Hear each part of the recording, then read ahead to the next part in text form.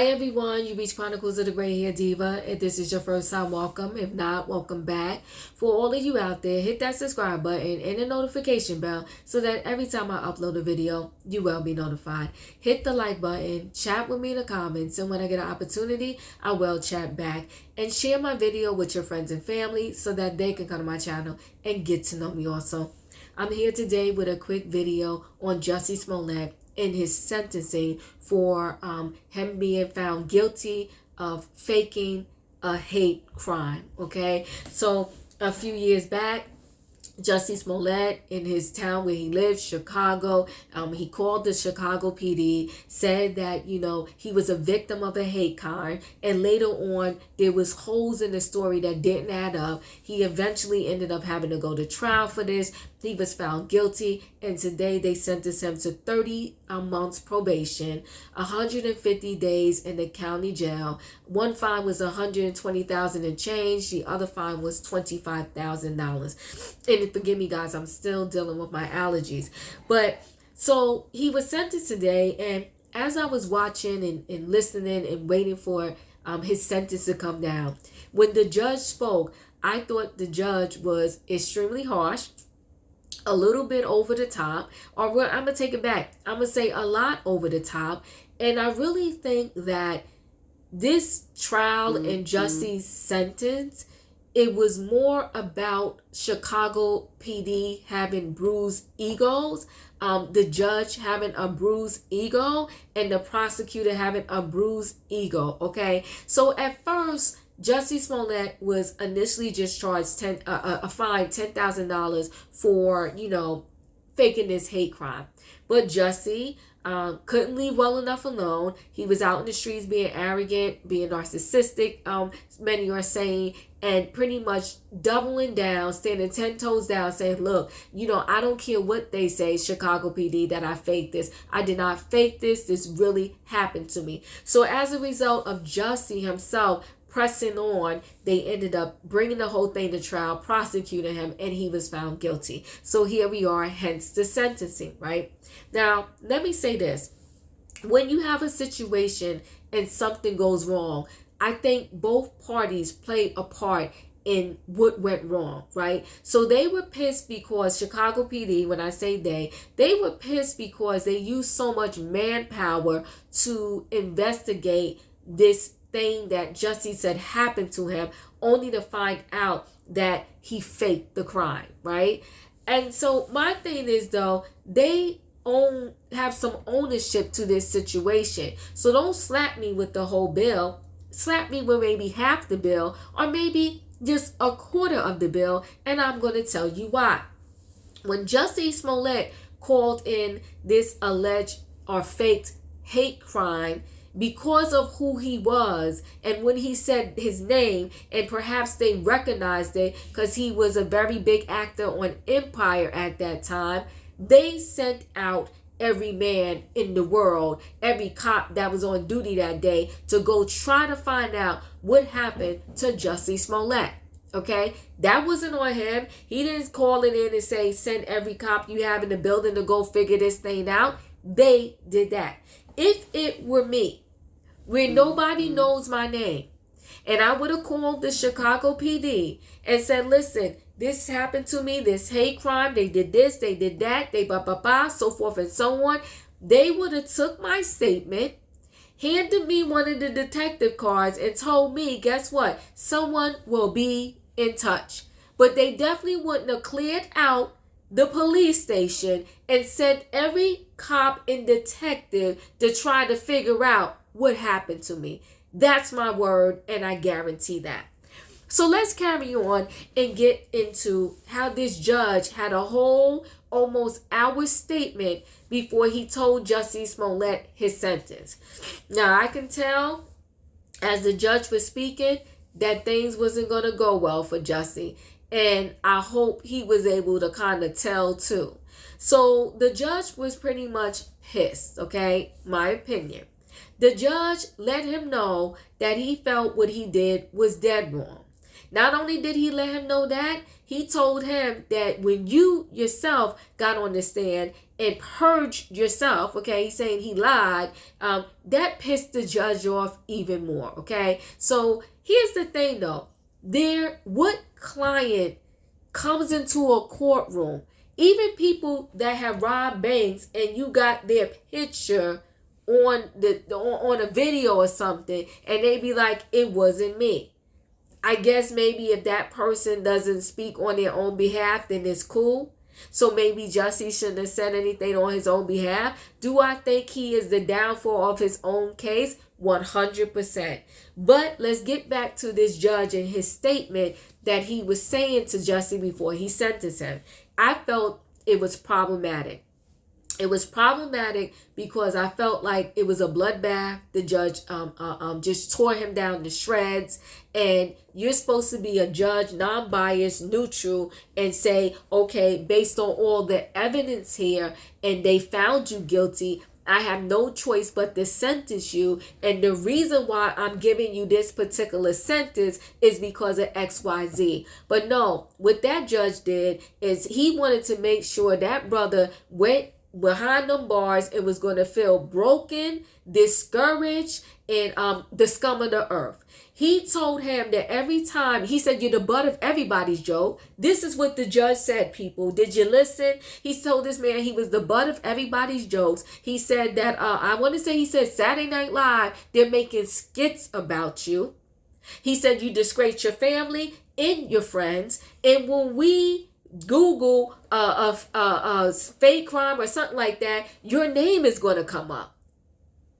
He said more, but I was sitting there listening like, am I really hearing this? Is a judge saying all of this to a man because he faked a crime? When there are people out there who have taken someone's life, there are people out there that have sold drugs to the grandmother, kids, and all kinds of stuff. And no judge have I ever heard go that hard at a person. So you're pretty much sending this guy behind bars and telling him he's the scum of the earth. You're never going to recover from this lie. So good luck. You disgraced everybody in your family. And now you're going to jail. I thought it was disgraceful. That is my opinion, guys. I think the judge could have did and should have did much better. Everybody can recover. Everybody is redeemable. Okay? And this man did not take anyone's life. So you're trying to say because he told one lie, this man, he that's it for him? He's done? And you throw the book at him over this one lie, this made up crime that he did. Now, I'm not saying that what he did wasn't right. And the judge also said that Jussie has pulled off a scab off of a wound that the world has been trying to heal for decades and years. And what he's saying is racism, hate crimes, and XYZ. You Jussie, with his one fake, made up crime, pulled off the scab. No, judge, my brother, there were plenty of other things that have already pulled the scab off all of that. And I don't even know if it was a scab there yet. I think the wound is still wide open and there was no scab. And maybe he split the wound open a little bit more. But surely he is not wholeheartedly responsible for pulling a scab off of a situation that we have been dealing with for decades. What do I think should have been Jussie Smollett's sentence? I think it should have been 100% probation. And fine, you want to give him fines? Give him fines. But to put this guy in jail for 150 days in the county jail for what? Now, here's the other thing, and this is what I'm leaning towards. Something's not right in Jussie Smollett's head. Now, I do get why after his sentencing and the judge asked him if he had anything to say, I get the part about him saying that he was not suicidal, right? Because he's trying to make sure that people know that, look, if something happens to me while I'm in this county jail for 150 days, I did not do it to myself. What I didn't get is him feeling like he had to yet again double down on the fact that he's innocent. What I also didn't get is the fact that he's going out, leaving the jail like this. I'm not quite sure what that meant. And what I did like about the court is they didn't clink him because he had to go to jail right now. Okay, they didn't clink him in the courtroom. They did give him some dignity and respect, and they, walked him out, and he wasn't handcuffed, because they could have literally. Most people I see, when they're taking you for your sentence right after the judge makes this thing, it's all said and done, they make you put your hands behind your back and they clink you up, and then they take you in the back. So I appreciate that. His lawyers tried several times to say, "Judge, please don't let him go to jail right now," but the judge was like, no. And I also think that, unfortunately, Jussie Smollett, even though his last words wasn't many, it still was powerful, and the judge was already pissed at him, did not help him for that judge to even consider not making him go to jail at that very moment. Okay, so because Jussie Smollett kept saying, I respect you, judge, but I'm innocent," and he had a lot of anger. Even when he said that he's not suicidal, he had a lot of anger in him, and he had a lot of anger when he was like, "I'm innocent," and he was just angry, and he was pissed. And it kind of tells me too that, just kind of, I don't know, I don't want to say, unfortunately, in Jussie Smollett's head, he really feels he's innocent. And that in and of itself tells me there's a major problem. That's the way I feel.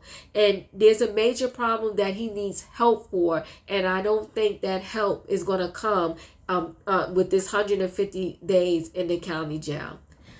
Anyway, guys, thanks for listening. Let me know your thoughts. Are you in agreement with this sentence of a 30-month probation, 150 days in jail, a $120,000 fine, and a $25,000 fine? Listen, give them the fines all day long. This 30-month probation and this 150 days in jail, I don't like it. And also, this is the judge too. He's like, you're going to forever have a felony charge on your record. I just thought the judge did the most, and I didn't think it was necessary.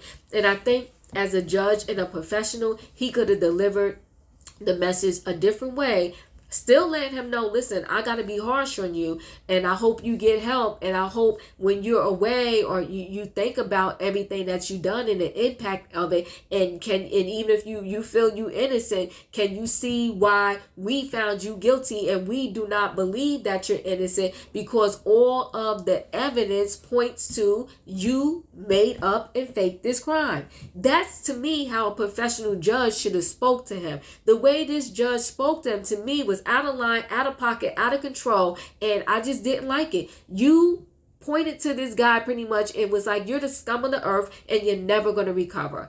Anyway, guys, I gotta go. I'm stuffed up and I'm pissed. I can't believe this sentence, but forget about this sentence. You gotta go listen to the judge, all of his 40 minutes of his final words, and probably 40 plus, and let me know how you feel. Like, truly listen and let me know how you feel. But thanks, guys, for watching. Don't forget, chat with me in the comments, and when I get an opportunity, I will chat back, and I'll see you in the next video.